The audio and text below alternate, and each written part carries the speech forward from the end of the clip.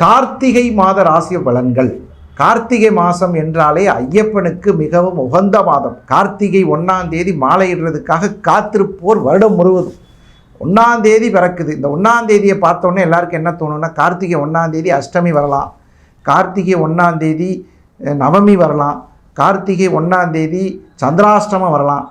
எது வந்தாலும் சபரிமலை ஐயப்பனை வணங்குவதற்கு லோகவீரம் மகாபூஜ்யம் சர்வரட்சாகரணம் பார்வதி ஹிருதயானந்தம் சாஸ்தாரம் பிரணமாமியகம் அப்படின்னு சொல்லக்கூடிய சபரிமலை ஐயப்ப பக்தர்களுக்கு இந்த கார்த்திகை 1ஆம் தேதி பிறந்துட்டாலே ஆனந்தமயமாக இருப்பாங்க. அவங்களுடைய அந்த அற்புதமான அந்த கார்த்திகை 1ஆம் தேதி மாலையை போட்டு இந்த தவம் அருமையாக இருந்து மகர மாதம் என்று சொல்லக்கூடிய, இதுக்கு பேர் விருட்சக மாதம்னு பேர். விருட்சக மாதத்திலிருந்து விரதம் இருந்து தனுர் மாதம் முடிந்து மகர சங்கராந்தி என்று சொல்லக்கூடிய மகர ஜோதி பார்ப்பதற்கு உகந்த மாதமாக கார்த்திகை மாதம். இந்த கார்த்திகை மாதத்தில் விரதம் இருக்கிறது மிக மிக புண்ணியம். இது சாஸ்திர ரீதியாகவும் ஒத்துக்கொள்ளப்பட்ட ஒரு விஷயம். இப்போ 12 ராசிகளுக்கான ராசி பலன்களை பார்ப்போம். சிம்ம ராசி அன்பர்களுக்கு, சிம்மத்தில் பிறந்தாலே ஒரு மனுஷனுக்கு நல்ல தைரியம் வரும். எல்லாருமே சொல்லுவாங்க, அவர் சிம்ம ராசிப்பா, ரொம்ப போல்டான ஆள்.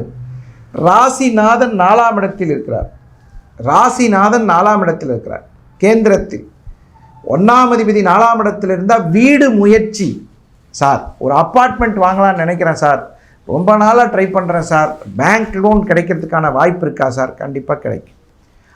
6ஆம் அதிபதியான சனி பகவான் 8ஆம் இடத்தில் இருக்கும்போது விபரீத ராஜயோகம். திடீர்னு ஒரு வீடு வாங்குகிற அமைப்பு வந்துடும், திடீர்னு ஒரு புல்லட் வாங்கலான்னு யோசனை வந்துடும், திடீர்னு ஒரு பைக்கு, திடீர்னு ஒரு சைக்கிள், ஏதோ ஒரு பொருள். 4ங்கிறது வண்டி வாகன அமைப்பு, வீடு, தாய், இது மாதிரி விஷயங்கள் எல்லாம் உங்களுக்கு 4ஆம் இடத்துக்கு அதிபதியான செவ்வாய் மகிழ்ச்சியான சந்தோஷத்தை கொடுப்பார். தனாதிபதி புதனும் உங்களுக்கு நட்பகலில் நல்ல பலன்களை தருவார். சிம்மராசிக்கு 5ஆம் அதிபதியான குரு பகவான் 12ஆம் இடத்தில் இருப்பதனால் சுப செலவுகள் நடக்கும். வீட்டுக்கு மராமத்து வேலைகள்லாம் செய்யக்கூடிய வாய்ப்புகள் வரும், பெயிண்ட் அடிக்கிறது, இந்த மாதிரி விஷயங்களாக. ராகு திசை நடப்பவர்கள் அருள் மிகு திருநாகேஸ்வரம் சென்று வருவது சிறப்பு. அருள்மிகு திருநாகேஸ்வரம் சென்று வந்தால் நல்ல பலன்களை அடைவீர்கள். பெரும்பாலும் சிம்மராசிக்கு ராகு திசை 40 வயசில் வந்துடும். கேது திசை நடந்தாலும், சுக்கிர திசை நடந்தாலும், சூரிய திசை நடந்தாலும் திருநாகேஸ்வரம் சென்று வருவது சிறப்பு. யாருக்காவது குலதெய்வம் தெரியல, பிரசன்னம் பார்த்துக்கலாம். ஜோதிடத்தில் தெளிவாக திருமண பொருத்தம் பார்ப்பதற்கு கட்ட பொருத்தம் பார்க்க வேண்டும், கிரக பொருத்தம் பார்க்கணும். 9 பொருத்தம் பார்த்து தான் கல்யாணம் பண்ணோம் அப்படின்னு சொல்லுவாங்க. கிரக பொருத்தம் இல்லைன்னா ஒன்றும் பிரயோஜனம் இல்லை. ஒரு ஜாதகத்தில் 2ஆம் அதிபதி கெட்டு போச்சுன்னா அந்த ஜாதகருக்கு எத்தனை திருமணம் செய்தாலும் சரி இருக்காது. அதனால் அதெல்லாம் கொஞ்சம் சரியாக பார்த்து செய்கிறதுக்கு, தொடர்புக்கு, திருமண பொருத்த தொடர்புக்கு கீழே இருக்கிற நம்பரை கான்டாக்ட் பண்ணுங்கள்.